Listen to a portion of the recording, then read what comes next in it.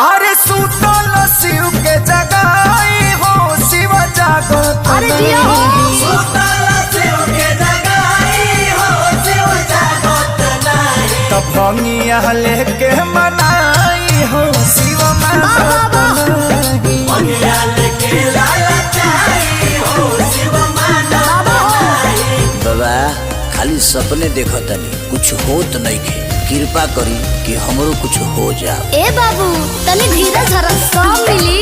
तुहे तो नहीं खे धरत रे। बाबा से कह मांगे आए बाना हीरो अभिले हमरा नजर में बाना जीरो। आए बनी भोला बाबा के पेटीएम नंबर देबे। अच्छा बाबा से कह मांगे आए बाना हीरो अभिले हमरा नजर में बाना जीरो।